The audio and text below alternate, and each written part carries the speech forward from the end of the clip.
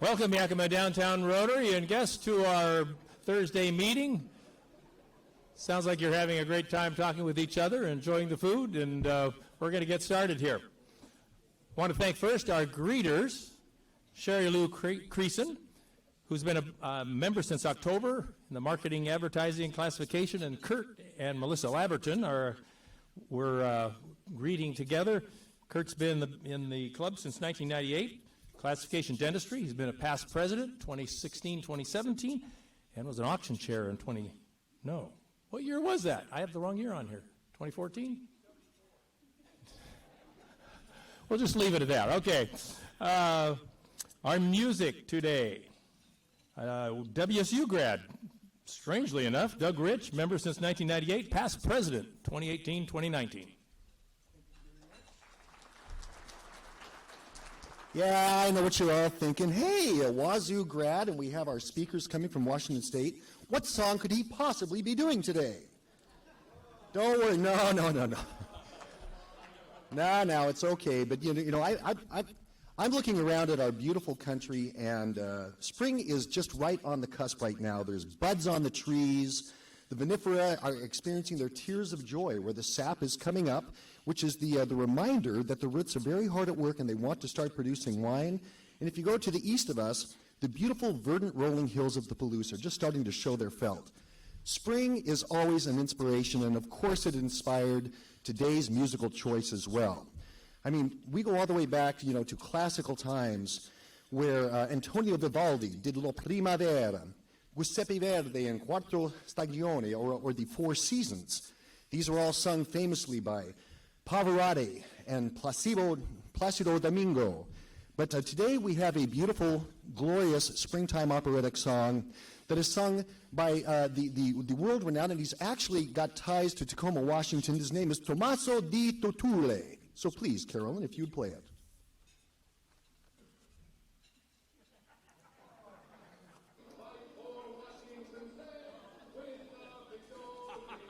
Go Cougs.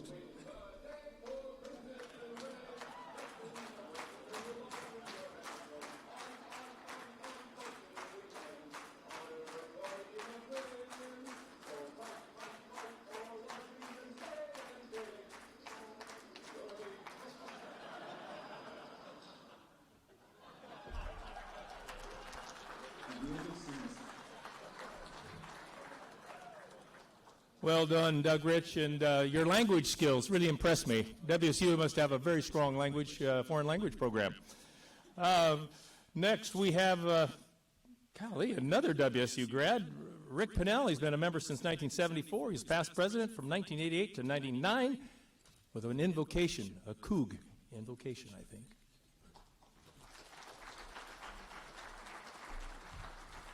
Thank you. I want to just make kind of an announcement.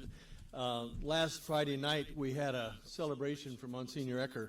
90 years old, 65 years as a priest. We had 450 people attend an event. It was sold out 2 weeks.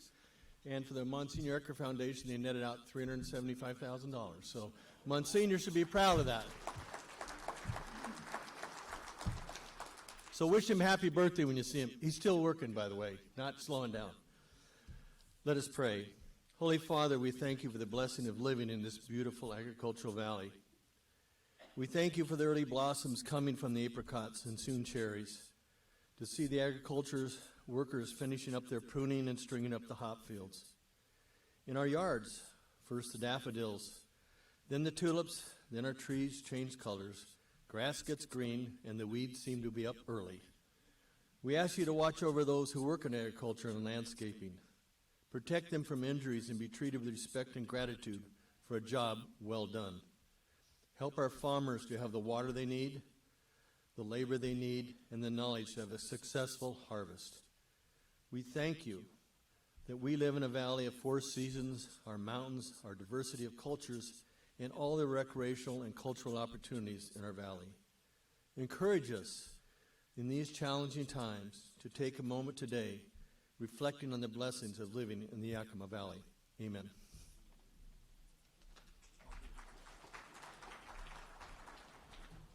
Thank you, Rick.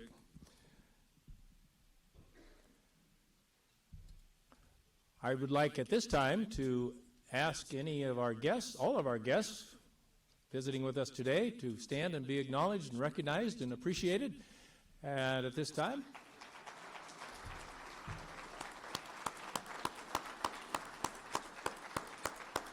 there is one guest I'd like to remain standing. I don't know. He knows who he is. He started to go down, but he got back up. James Donaldson, who was our speaker 2 weeks ago. And thanks to Eric Silvers, wherever Eric is, for bringing James to our meeting and presenting his message. And I told him I'm just about done with his book. So thank you.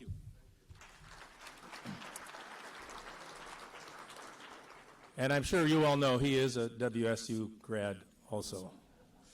Okay.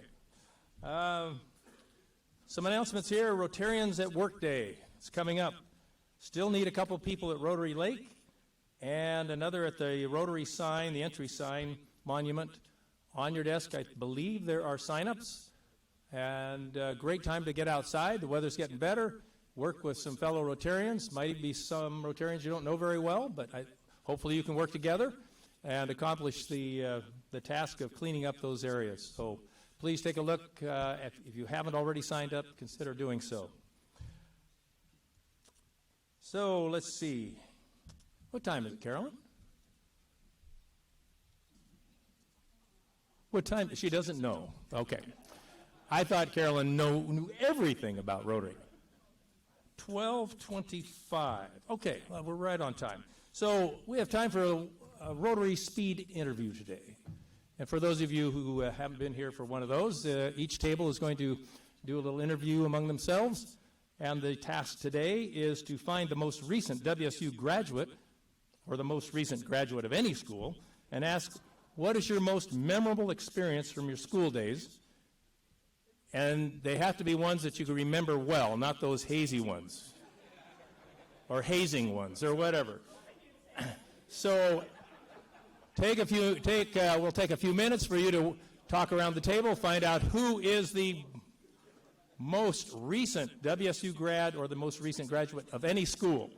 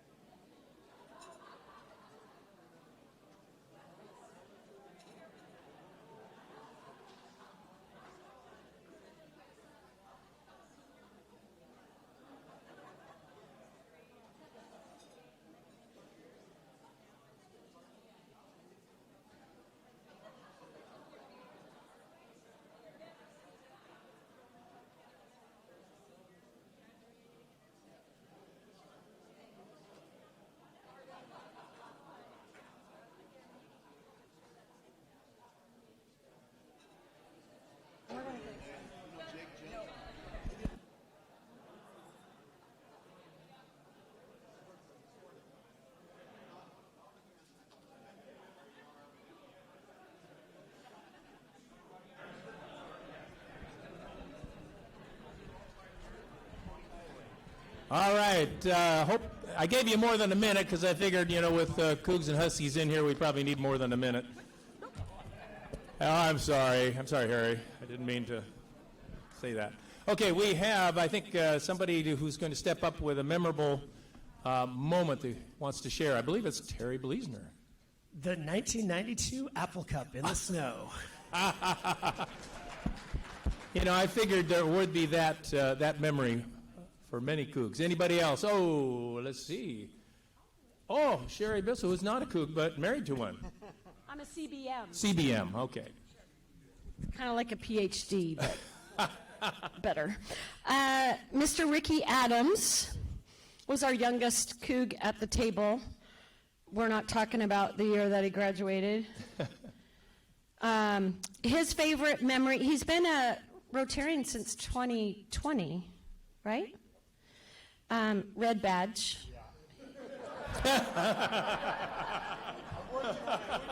He's working on it. He went to the board meeting this morning. He came to the board meeting this morning. Last task, he's almost there. Okay, sorry. I'm so sorry. I'm really not. But so his favorite memory was January of 2006, basketball. It's not all about football, people.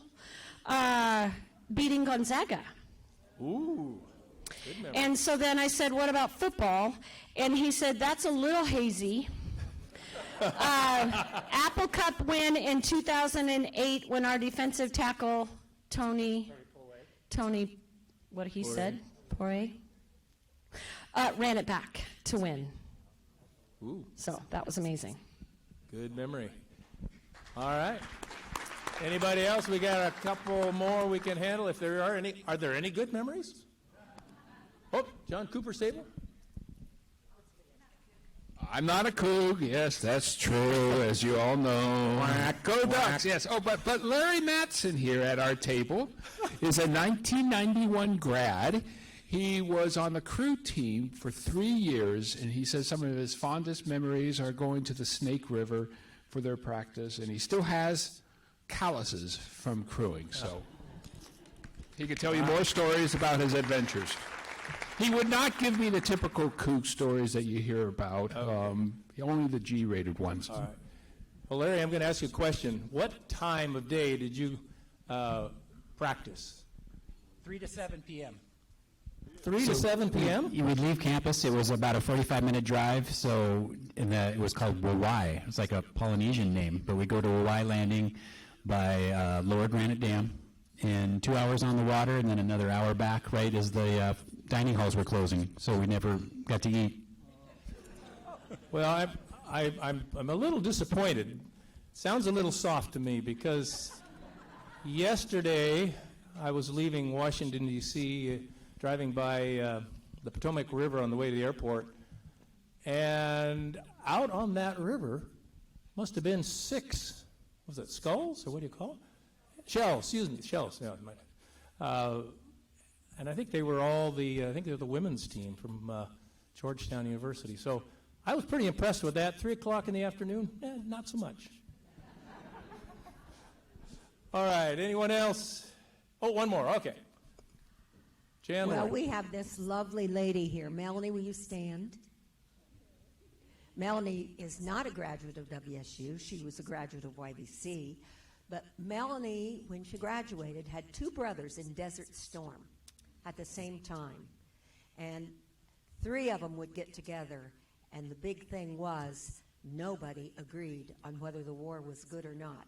So the constant was always an argument about what was right and what was wrong with Desert Storm, which imagine in their youth to have that much involvement in the war. Cheers to your family. Yeah. All right. Thank you. Oh, is it Sonia? Or no, who's back? Who? I can't tell. Oh, it is Sonia. President Rick, I'm not that far away. Oh, you got me. Okay, I'd like to introduce Naomi Mendez, and she's here as my guest, but she's also the most recent graduate from Wazoo, graduated just in 2022. So she is also going to be interning with the court, so we're very excited to have her. And I won't say she's redeemed herself, but she's now following a path to UW Law, so she will be going to UW Law this fall. So, but Naomi's favorite memory or experience about college was winning the President's Leadership Award. She's very accomplished, and I know she's talked to me about a ton of other experiences. She's from Wapato. She's a Wapato High School graduate, so I'm just very excited to know her and to hear about her experiences. All right. Did I see Peter Finch raise his arm? Yay, Wapato. Did you graduate from Wapato? All right, there you go. Shows you where you can go. All right. I think probably the last story I'll tell is when I asked Carolyn about her most memorable experience at Wazoo, and she said, I can't remember, it was really hazy. I don't know what that meant. You just take it from there. All right, thanks. Thanks for being anyway, okay. She told me that. I don't want that going out there. Okay. All right. Thank you very much for participating today. Let's see. Sergeant of Arms. Oh, I thought she was coming up to get it back at me. Gee. Whoa. What was she going to say? Sergeant of Arms today. I'm reading here. Another Wazoo graduate. What kind of a day is today? Sheriff, I can wear my hat anywhere, Udell.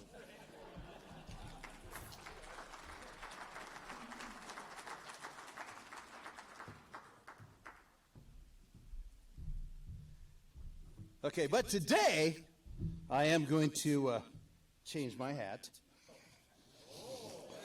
All right, so today, that's right, I am Bob the Cougar. Right up. Here we go, so move around, and here's my, the clicker. Okay, so yes, I went to WSU, and I enjoyed every single minute of it. I learned a lot. I even got a little bit from the classes while I was there. So that was my motto. I'm not going to let school get in the way of my education. So let's see, what's this? I lived at Alpha Gamma Rho. Is there any AGRs in the room? One right there. Okay, that's $1 for you. If you went to WSU, please pay $1. Right there. Get those things up. Or if you're a fan of WSU, it's $1. Okay, and really I have to say this. If you're a UW fan or you went there, pay $1 because think of what you missed out on, right? Now, this is my fraternity back in the good old days. Now, you probably wonder, what is that out front? That is the fence that we build every year during barn days. Now, Barn Days is a social bonding event that's every spring. And, for perspective, I thought I'd bring back something from a few weeks ago, or a couple months, for reference, President Rick's fraternity. Yeah, remember, just so we don't lose sight. All right. Okay, so let's move into this thing. I got to zip through all these. Wazoo's story began in 1890. What was the first name of our wonderful alma mater? Washington State College, State College of Washington, Washington Agricultural College, or was it MU? All right, what is the answer? If you don't know, this is going to cost you $1. It is Washington Agricultural College. I learned something getting this all together. There you go. Okay, now the signature landmark of Wazoo, the visual mark that you had returned in a few years ago, I think it was the Seattle Times wrote an article on the difference between the UW and WSU. And it was, Harry, is this a little bit like the stage went to hell for you? I'll go even further back. My dad, his name was Clayton. Now, Harry and Clayton were very good friends, and it was Harry the Husky and Clayton the Cougar. And that rivalry went on for decades, didn't it? Yes, it did. All right. So you came over the hill. This is what we all saw. And you get that little special feeling. It's named the Banished Auditorium, Bryan Hall, Thompson Hall, or Stevens Clock. What's the name of that? If you don't know this is, Doug knows. Doug knows. If you don't know this and you're a Cougar, it's $2. It's Bryan Hall. Okay. The mascot of Wazoo changed a few times until the final icon was selected in 1919. Now, this wasn't the one that was selected, but this is one of those going way back when. Bull, Washington State College's new football mascot. Luckily, Bull did not make the cut, and we let the Huskies take him. But the first Cougar were stuffed and put on wheels, and they would roll them out at the games. So you see, I will tell you that the taxidermist was horrible. which worked until hostile UW players captured one and for 13 years rolled it out every so often as a little, in your face to the Cougs. Until the WSC cheerleaders decided they'd had enough of this, and in a huge brawl, they recovered the stuffed cougar. So there you go. All UW alumni and fans must now pay $1 for that transgression. In 1927, WSC, Washington State College, that's what it was when my dad was there, started using a live cougar. Butch got his name from his very short haircut. His name is really Bert, and that doesn't sound very cool. His masculine attitude, or possibly the nickname of a popular WSC quarterback. Which is it? The answer is Herbert Butch Meeker. He was a 5'5" quarterback, went on to play in the NFL. And he was considered an animal on the field, and thus Butch got his nickname. Oh, which Washington State special license plate is #1 in sales? I've been waiting 2-3 minutes to get to this one. Yeah, here we go. Let's look and see. Oh, is it the LEM plate? No, is it? Oh, purple. The Cougar plate? Or is it the Seahawks? Which is the #1 selling specialty plate in this state? Absolutely. I love WSU. And matter of fact, the margin is 2-1 over the Huskies. 2-1! Harry, do you have Husky plates? Oh, okay. Harry's off the hook. Famous WSU alumni. Okay, so anyway. Oh, wait. Right. All right, I'm going to admit something.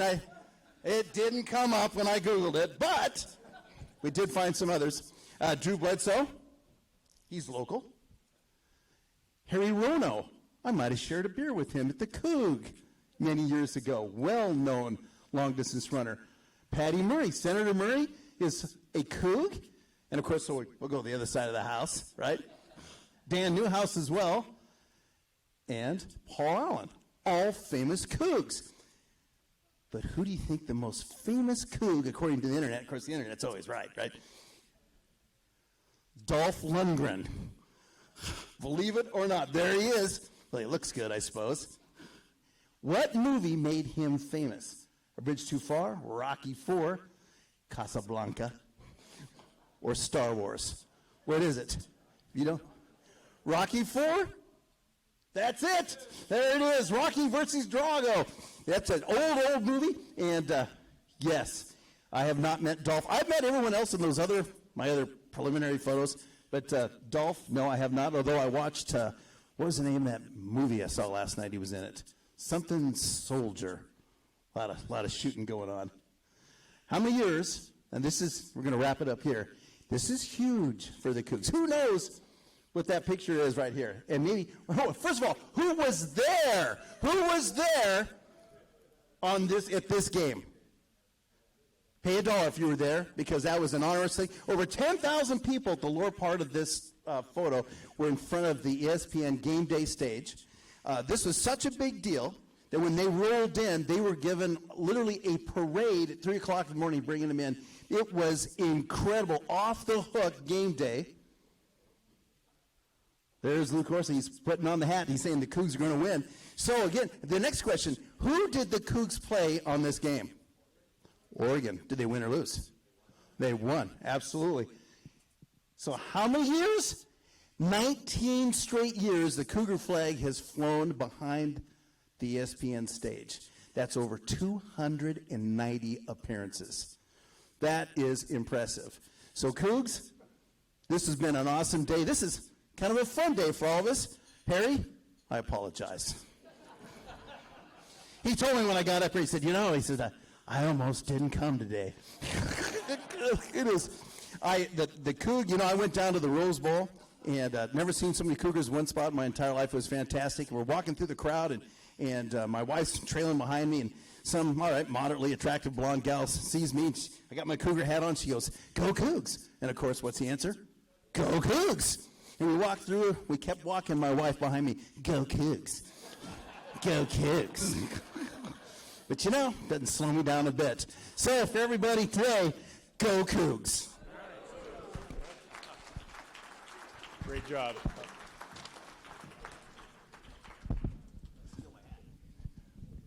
I wonder who put that Coug hat on my podium here. Now I know. Great job, Bob. Thank you very much. Not bad for finishing it off at about midnight last night, right? Always doing the work ahead, right? Just like in college. Okay. Jennifer, please move toward the stage here. Our speaker introduction today is going to be coming from Jennifer Bleasner, a WSU grad. She's not wearing that color just by happen chance. She's been a member since 2000 and was our amazing Zoom past president from 2020 to 2021. Jennifer.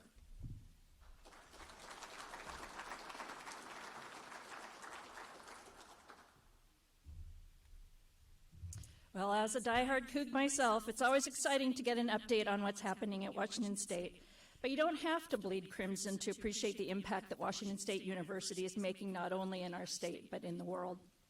President Kirk Schultz is the 11th president of WSU and a tenured professor at the Voiland School of Chemical Engineering.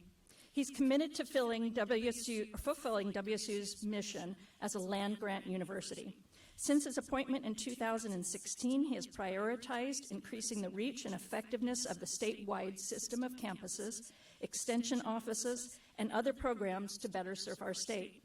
His duties have evolved from operating as the chief executive of the WSU Pullman campus to setting the strategic vision and direction for the entire WSU system. He advocates for higher education policy and represents WSU at the state and federal levels. Under his leadership, the university has recorded several specific and significant achievements. Enrolled a record-breaking over 31,000 students system-wide in 2019, completed the first system-wide strategic plan in 2020, set a record for philanthropic giving in 2022, plus opened several new teaching and research facilities and expanded program offerings. President Schultz has been a lifetime supporter of intercollegiate athletics. He currently sits on the Pac-12 Board of Directors, is a member of the Executive Committee, and is the Pac-12 representative for the College Football Playoff Board of Managers. He earned his undergraduate and doctoral degrees in chemical engineering at Virginia Tech and is married to Dr. Noelle Schultz. They have 2 children, Tim and Andrew. Next, Dr. DeWald. Dr. DeWald is the 4th Chancellor of Washington State University in Spokane and the first Executive Vice President of WSU Health Sciences.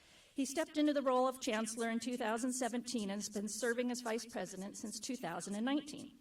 Dr. DeWald is passionate about higher education and providing avenues for students, faculty, and staff to succeed. Joining WSU in 2011 as Dean of the former College of Sciences, he led to the merger that resulted in the College of Arts and Sciences. In his current role, Dr. DeWald has worked closely with the leadership of the Human Health Sciences colleges headquartered in Spokane, the Colleges of Nursing, Pharmacy, and Medicine. He has guided the expansion of research, educational programs, community partnerships with health care organizations, and community ventures. This work has resulted in programs that support the success of students and the region's economic vitality. He earned his bachelor's degree at the University of Wyoming and a PhD in biochemistry at Texas A&M.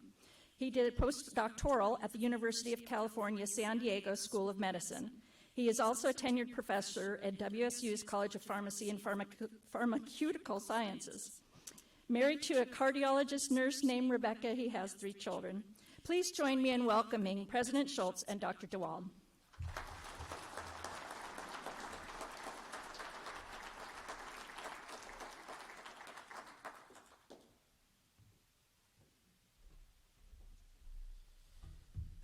Well, good afternoon, everybody, and thank you once again for having myself and Daryl with you today. This is my 3rd time to speak to this particular Rotary Club, and I thank Jennifer initially invited me, I think, several years ago, and I already look forward to returning. This is, I get to speak to Rotary clubs all over the state, and you all do a great job. It's always a fun event. It's friendly.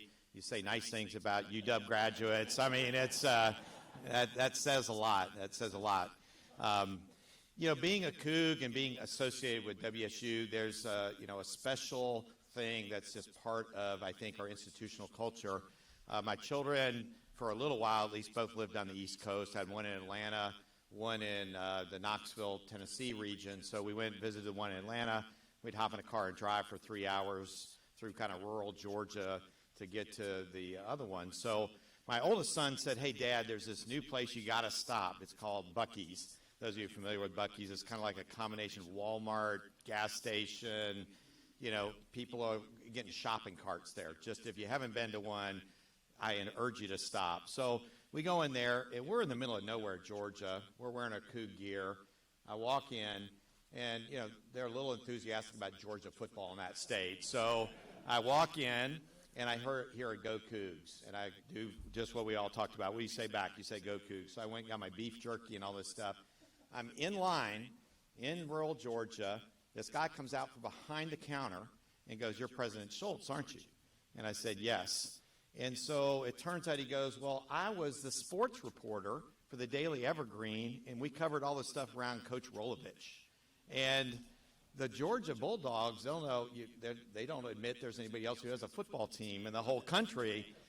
But that story, everybody's associated with WSU will recount something like that they've been somewhere in some airport, they've been overseas, they're wearing their Coug gear, and that is really a special thing about our institution. I think it's something that we can all be very, very proud of. The other thing, I love the rivalry between the two institutions in the state. So Daryl and I had a chance to visit PNWU today, and we were touring around, and we're getting ready to go into the building where we lease some space for nursing. And this gentleman, his name was Chris, out there starts unbuttoning his shirt. A little unusual. And I think he knew we were coming, and he had on a purple shirt with a big old W on it. So I took a picture, and I'm going to send it to President Kalse today and say, I'm not sure who this dude is, but you know, you've got some loyal Huskies out there in this part of the state. So what I want to do today is just give a few remarks just about a little things, you know, some of what's happening at WSU. And that is a different order than I thought they were going to be. So, wow, that's cool. You never know. You put a slide up, and you're not sure what order it's going to be in. So we have a significant statewide presence. People tend to think of WSU sometimes and think of Pullman. One of the things we're going to talk about today, or Daryl's going to talk about today, is what we're doing here in this local community. But just as a reminder, we have about 28,000 students. We're on 5 physical campuses plus the global campus that enrolls students in online types of classes. We are literally in every county in the state through WSU Extension. We have 4 research and extension centers where we kind of have specialty in the areas of ag research. We are just about everywhere.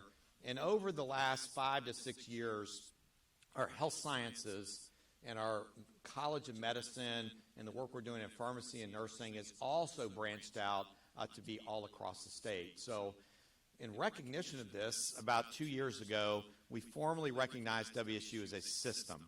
Before it was sort of Pullman, and we talked about branch campuses. Now they're campuses. And each of those campuses has a distinctive and unique identity. They're all crimson and gray, but they're all a little different shades of crimson and gray. And we really tried to focus everybody around the community and giving the chancellor, that's the CEO of each campus, the ability to shape what they do in the Tri-Cities. It's going to be a little bit different than what they do in Vancouver. It's going to be a little bit different than we do in Pullman. It's not a better or worse. It's are we doing the things as the land-grant university to meet those community needs? I think we've given more autonomy to those campuses as well to say, maybe you have degree programs now in Vancouver and Tri-Cities that aren't offered in Pullman. That was never a possibility before, but now with some of the way we've done some restructuring, that's possible. However, there's some things we wanted to keep the same. For example, all of our students get a degree from Washington State University. It's not Washington State University Tri-Cities or WSU Yakima or whatever. Everybody gets a diploma. It's not location specific, so we have one degree.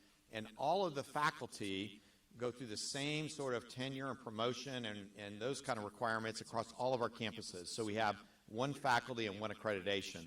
We are unique. Not many other places are like this in the United States, and we think it's just fitting the needs for WSU, our alumni, our corporations, our partners in the state of Washington. Just some figures. We receive around $360 million a year in research funding that our faculty and staff generate across the entire system. We'll be over $400 million in a couple years. The University of Washington, just for comparison's sake, is over $1 billion.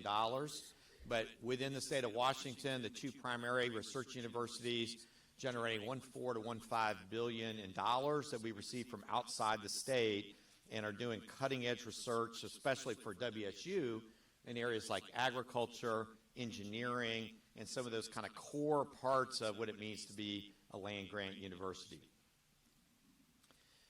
One of the other things, and I know this is important to this area, is what we're doing to support the Washington wine industry. In our last fundraising campaign, we opened up the St. Michel Estates Wine Science Center on our WSU Tri-Cities campus. And one of the vision at that time was to have a separate department and program specifically of viticulture and enology. So about 2 years ago, we went through the process to set that up, and that meant we got to go out and hire a founding department head for that particular program. So we hired Jean Dotson-Peterson. She came to us from Cal State San Luis Obispo, did her PhD and her graduate work at UC Davis, and has worked closely in the wine industry for a lot of time. If you ever need an energetic speaker, bring Jean in. She'll have all of you wanting to go work in the wine industry after she's done. But she's helping shape our program that was already good, but we sort of said we're in Washington wine country. We have one of the best facilities in the United States. We need to continue to build that out there, and I think that's going to be important.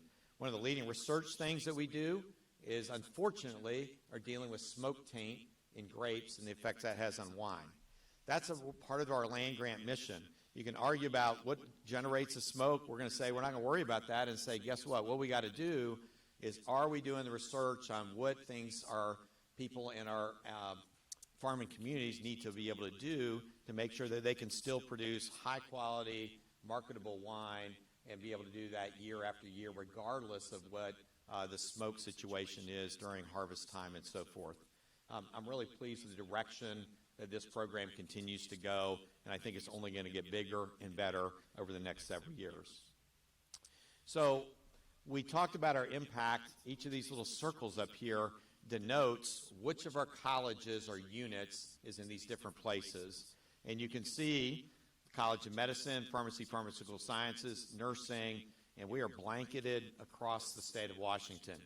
So now to come up and talk a little bit more about what we're doing in the health sciences specifically and what we're doing in Yakima in particular is Daryl DeWald with our Executive Vice President for Health Sciences.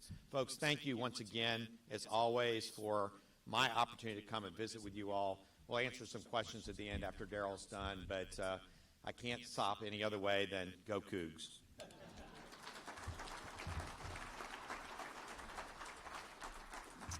Thanks, Kirk, and it's great to be here. And Bob, thank you, because Kirk and I were in that other Washington this week, and we met one of those other famous Cougs, but now we can say we at least know two of the most famous Cougs. So thank you very much.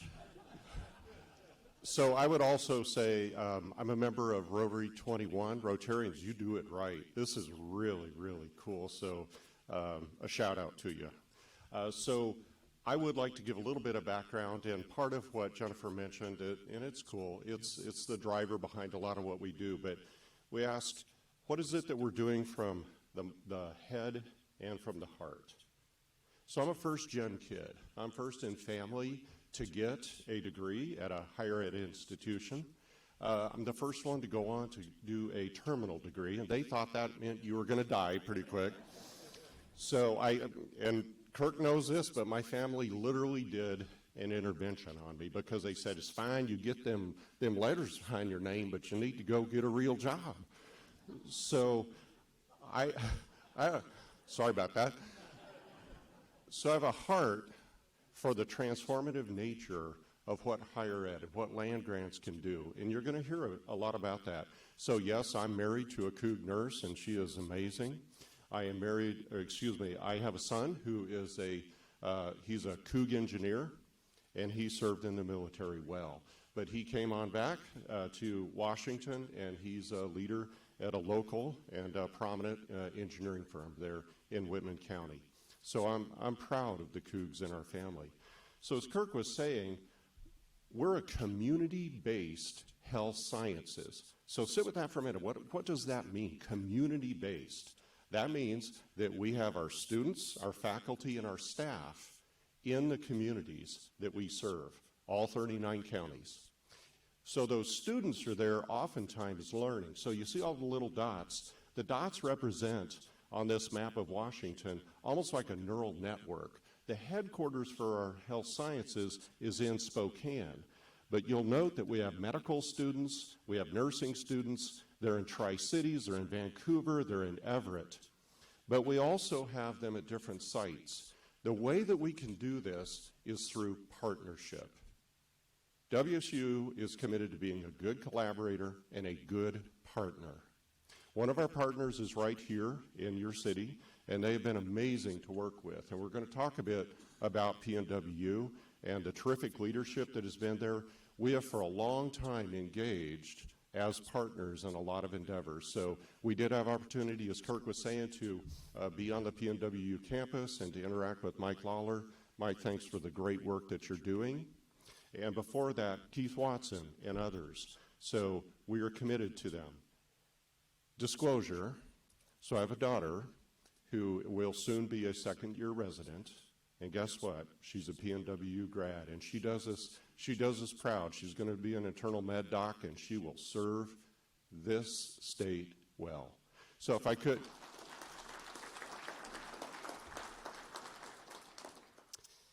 Yes, for sure. So let me give you a little bit of background, and then we'll go to a short video. But College of Nursing is about 50 years old. It was a consortium effort. There are several grads here from that consortium. Then WSU College of Pharmacy and Pharmaceutical Sciences, almost as old as the institution itself, so over 130 years old. So it was recognized way back then that that was an important area of study. You'll note our WSU LCNS Floyd College of Medicine, just 7 years old. We will see the third graduating class. They will move on from our LCNS Floyd College of Medicine. And folks, you're part of this. So there are going to be 200 WSU Coug docs out there, and they will come back and they will serve in this state. Part of what we are trying to do as a community-based school is recruit, and we just recruit from Washington for our medical school, predominantly for our nursing and our pharmacy school. We recruit from Washington, we educate with hopes of returning those same students to serve you and folks behind you. So this is what we have committed to as a mission and a vision. So what I'd like to do, if Carolyn would, if you could cue up that video, this is a little bit more about our local activities.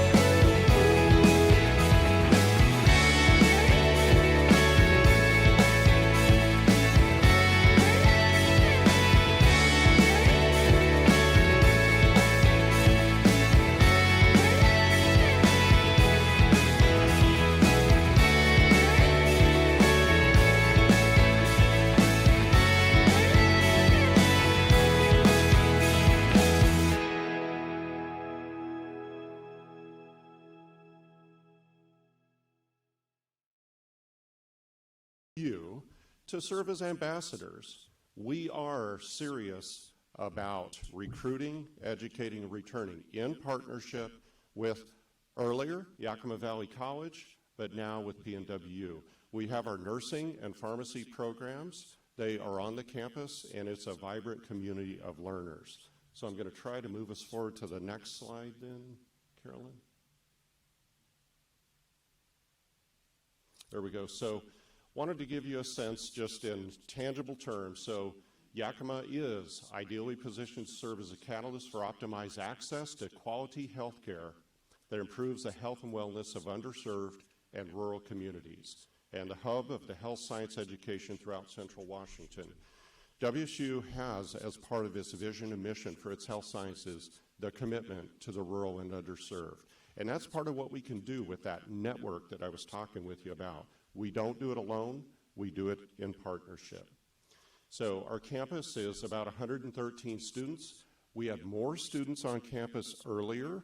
We had as many as 230 students. We've seen a little bit of a dip in our enrollments, but we're starting to see that turn back around. So we offer the Bachelor of Science in Nursing, an RN to BSN, then a master's degree, and a Master of Nursing in Population Health. We also award graduate certificates in nursing education and nursing leadership and public health. We offer the Doctor of Pharmacy degree, so what we refer to as the PharmD degree. We had discussions even this morning about the potential expansion of additional undergraduate degrees and also graduate degrees, again, in partnership with Mike and his team. So what I'd like to do is I'd like to talk with you about that, the heart of our mission, and that is the Rural Health Initiative that our College of Pharmacy and Pharmaceutical Sciences has started. If you can help me again, please, Carolyn. We could tell you that in the United States there are 14 million people living in medically underserved areas where access to health care continues to be a chronic problem. We could tell you that nearly 800,000 rural Washingtonians have limited access to healthcare providers. Or we could tell you that Washington needs 600 new providers to eliminate the widening gap. But instead, what if we told you about what we're doing about it? As Washington's land-grant institution, our roots run deep in small, rural communities all over the state. And when it comes to closing the healthcare gap, we're focused on solutions. Washington State University's College of Pharmacy and Pharmaceutical Sciences Rural Health Initiative is redefining rural healthcare. Our mission is to train the next generation of rural pharmacists to bridge the gap between rural residents and access to high-quality healthcare, from Asotin to Zilla and Bingen to Wilbur. And we want to do that in 10 years. Ambitious? We think so. That's because we believe that Washingtonians deserve thriving, healthy communities no matter where they are or who they are. So how are we going to do that? First, we're creating a specialized educational track within our Doctor of Pharmacy program to prepare future pharmacists to meet the specialized healthcare needs of rural residents. We are also establishing a pharmacy residency program that focuses on rural healthcare and behavioral health. Our students will get hands-on experience and learn in communities like the ones they will eventually work in. Finally, we're teaming up with community members, healthcare providers, and experts statewide to learn about ways to deliver better care to our rural communities through local, small-town pharmacies and pharmacists. It's going to take all of us to find the best solutions to improving the rural health system, and we need everyone from healthcare experts to researchers to community leaders. That's where you come in. When you support the WSU College of Pharmacy and Pharmaceutical Sciences Rural Health Initiative, you are measurably improving the lives and health of Washingtonians. Together, we can create a healthier Washington. Learn more and support the Rural Health Initiative today by visiting pharmacy.wsu.edu/Rural Health Initiative. Thank you, Carolyn. And I'll move to the last slide.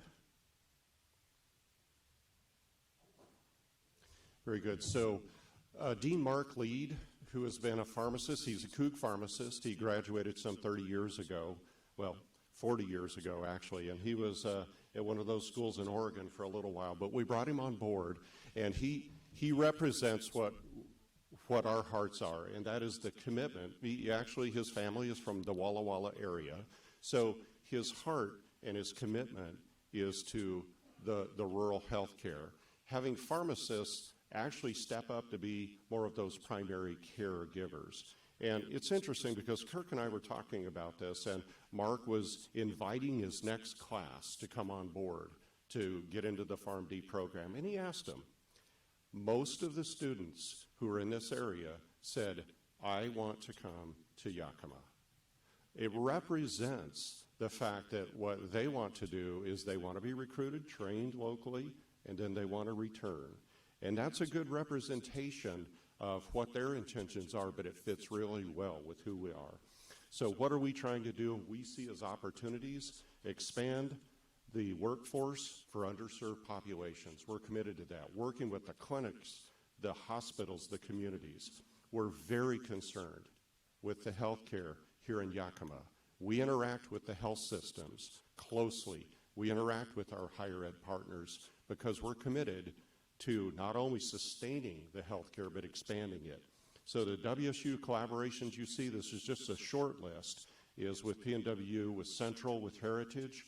We are going to roll out new degree programs in the health sciences, social work, public health, Bachelor of Science in Pharmaceutical and Medical Sciences to actually bolster that kind of pipeline to go into the health professions.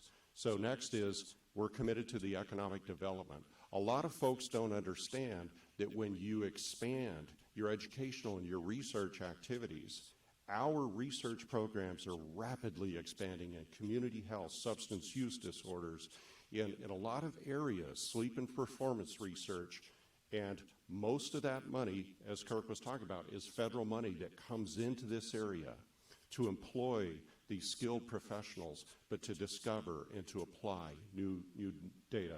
So there is a real economic impact. Next is partnership on interprofessional expansion, team health care delivery, having the docs work well with the nurses, work well with the pharmacists, the OT team, the PT team. One of the things that my daughter said to me is, Daddy, you need to do even better.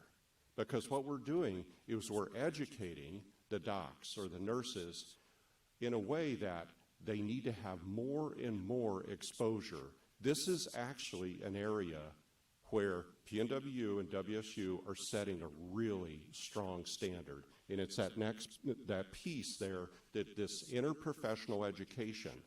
You go in to see your provider, whether it's your primary care, your specialist, you want them to be able to communicate well for safety's sake and for your health care so that they know how to work as a team.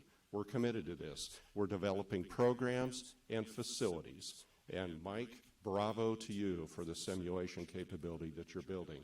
GME, a lot of people don't know what GME, graduate medical education, it's residency programs. We're a community-based medical school. Not only do we train the docs, we need to give them a place to go after they finish their medical degree. So what we are doing is expanding across the eastern side of the state more residency programs. I'll just give you one little factoid.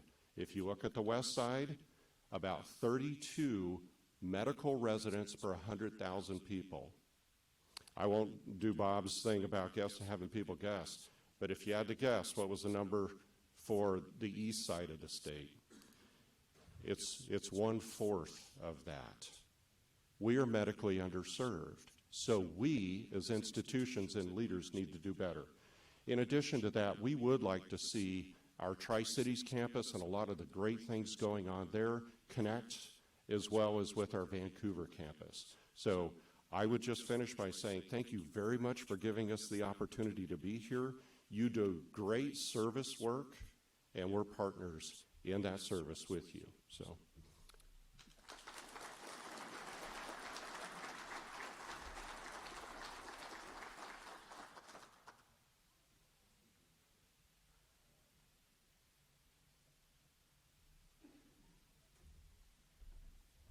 I was just asked if we have time for questions, and I said just a couple minutes because I have a question. So I'm sorry. I'm concerned. I guess I'm concerned about what seems to be new in the pharmaceutical business, the pharmacy business, of mailing prescriptions. I know my provider, I keep getting mail to sign up for that program and not to go to my local pharmacy.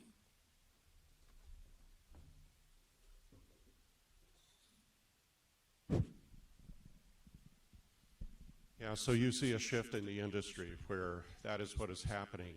And I have to be careful with what I speak into this because it's a very complex industry. But I'll maybe shift it a little bit and say it this way. I think what we're going to find in society is that we need the prepared pharmacist to always be there. And whether that is independent practice or affiliated with others. And the reason is when you walk in, you want to be able to walk in, I do this right now.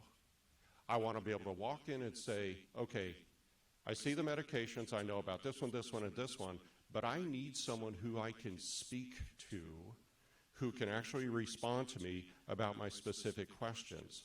So there's a lot of discussion about, is this the way that the industry is going? And I would say my strong preference would be that we acknowledge that the pharmacist, just like the doctor of nursing practice, just like some of the PAs, have to really practice at the top of their license and provide primary care. And I think we lose that when we consider this industry as one you can just mail in and get your meds back. So that's maybe not what you were asking, but that's a perspective.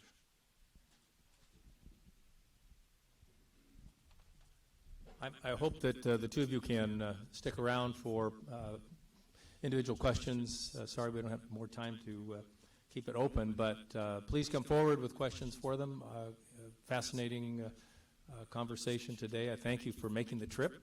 I've been over to the Palouse not very many times, but I know it's a long drive, but it's a beautiful one, so thank you for coming. One thing I forgot to mention earlier, and John Ball wouldn't like it if I didn't mention it, the Marketplace paver operation, the Rotary paver laying operation is tentatively scheduled for May 1st. We'll get that confirmed. They're going to need a lot of labor from us to put those pavers down. They're going to have 3-hour shifts, so we won't get overworked. And I think as a large body, we can provide the manpower to get it done and get it done in a timely fashion and not overwork ourselves. So on your table, there should be sign-up sheets. Before I let you out of this room, take a look, check your schedule. May 1st is the beginning, and I think it'll go for, more than one day? Or We hope if everybody comes, we should be able to do it 2-3 days, but we need to have full shifts. So you have 3 shifts a day or 2? 3 shifts a day, maybe 5 days.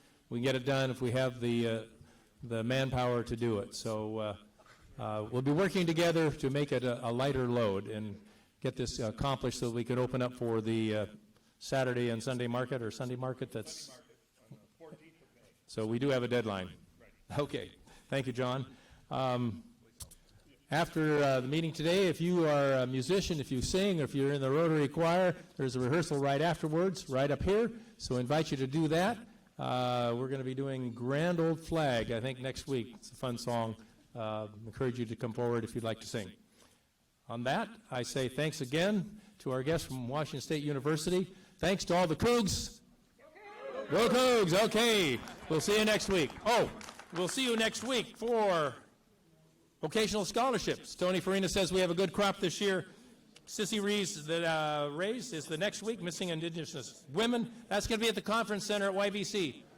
2 weeks.